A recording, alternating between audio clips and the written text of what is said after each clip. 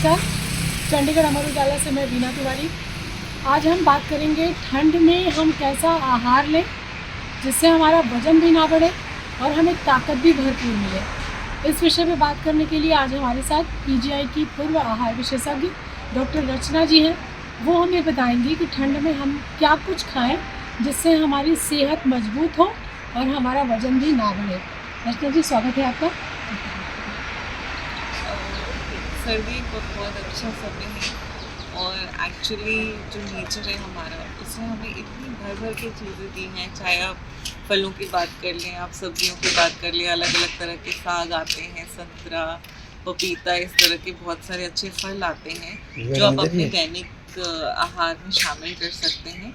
Soup के लिए एक बहुत अच्छा मौसम है क्योंकि आप जब शाम में घर लौटते हैं तो एक बहुत अच्छा टाइम है कि अगर आप स्नैक लेते हैं, चाय लेते हैं, फिर उसके साथ कुछ गर्म चीज़ें लेते हैं, पकौड़े, पैटीज, ब्रेड रोल, ये सब चीज़ें अगर आप खाना प्रेफर करते हैं तो इसको आप आराम से चेंज कर सकते हैं और आप सूप के लिए जा सकते हैं। गाजर का सूप, पालक का सूप, ये सारी चीज़ें मिला के एक अच्छा सूप बना सकते हैं और ले सकते हैं। जो मिड मॉर्निंग में, जिसको हम कहते हैं कि मिड मॉर्निंग में भी लोगों की आदत होती है कि 11 बजे हमें कुछ चाहिए, ब्रेक चाहिए काम से। उस टाइम पे इतनी अच्छी धूप है, आप धूप में बैठ के संतरे खा सकते हैं, विटामिन डी का भी आनंद ले सकते हैं, विटामिन सी भी साथ में ले सकते हैं।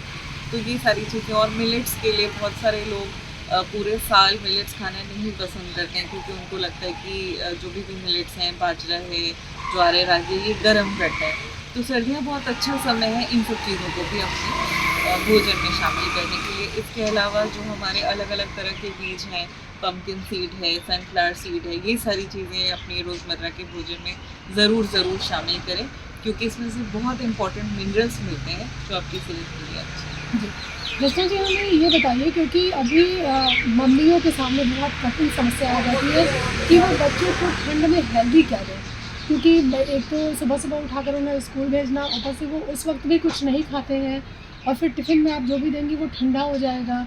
तो ऐसे में बच्चों की टिफ़िन हेल्दी कैसे बनाएं और क्या कुछ दें उन्हें ठंड में? जैसा कि हम सभी जानते हैं कि सर्दी में बच्चों को भी वार्मथ की बहुत ज़्यादा ज़रूरत है। तो अगर बच्चे उस वक्त तुरंत उठ के कुछ नहीं खाना चाहते हैं तो अगर आप एगिटेरियन हैं या नॉन वेजिटेरियन हैं तो बहुत आसान है। आप 2 अंडे बॉईल करके उनको पीसेस कट के दे दीजिए साथ में छोटे से टिफ़िन में, जो कि बस में या स्कूल जाते वक्त वो रास्ते में या अपने मिड ब्रेक में खा सकें। अगर आप वेजिटेरियन हैं तो छोटा सा चीला बना सकते हैं जिसमें आप सारी हरी सब्जियां डाल सकते हैं। या पालक को बहुत सारे लोग कहते हैं कि अगर अलग से कुछ खाने में आता है तो बच्चे नहीं खाना चाहते हैं, तो पालक की प्यूरी बना के उसमें थोड़ा सा बेसन ऐड करके उसके छोटे छोटे से चीले बना के फिंगर फूड की तरह आप उनको दें। तो ये सब चीज़ें। और आपके पास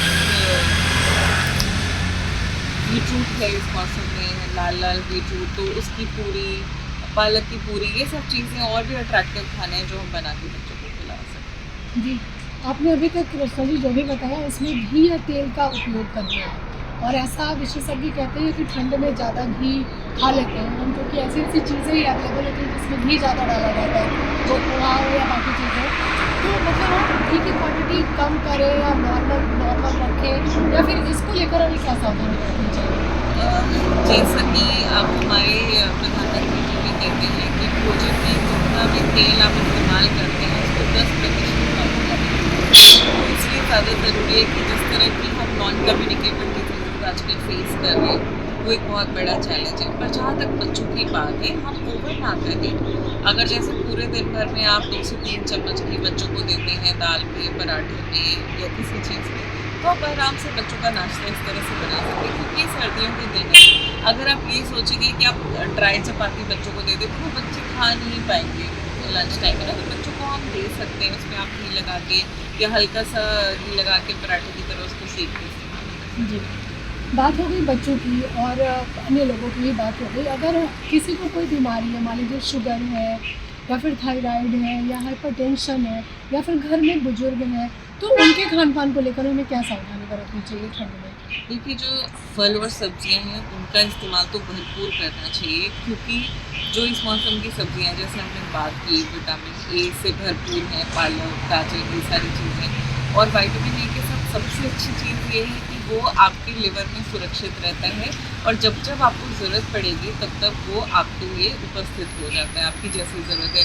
विटामिन ए आपको इम्यूनिटी देता है, आपकी स्किन को अच्छा बनाता है। तो ये अच्छा समय है कि विटामिन ए को आप बॉडी में स्टोर करें। गाजर, पालक, जैसे मैंने बोला कि सूप खाएं, सलाद खाएं, धूप में बैठ के आप चीज़ें खाएं। अगर ऐसे आपको नहीं अच्छा लग रहा है तो हल्का सा बॉईल करके उसमें हल्का सा काली मिर्च और ये सारी चीज़ें डाल के उसको अपने स्वाद अनुरूप बना के उसमें नींबू मसाले छिड़क के आप उस तरह से खा सकते हैं। तो ये चीज़ें बुजुर्गों के लिए भी बहुत फ़ायदेमंद है। विटामिन डी उनकी जोड़ों की हड्डियों के लिए बहुत अच्छा है, तो उसका इस्तेमाल करके वो अपनी सेहत को अच्छा रख सकते हैं। जहाँ तक शुगर की बात है, शुगर के साथ एक बहुत सीधी सी बात हमें ये समझनी पड़ेगी कि अगर आप डायबिटिक हैं तो आपको कोई भी ऐसी चीज़ खाते वक्त विशेष सावधानी रखनी है जिसको खाने के बाद आपके शरीर में शुगर की मात्रा बढ़ सकती है।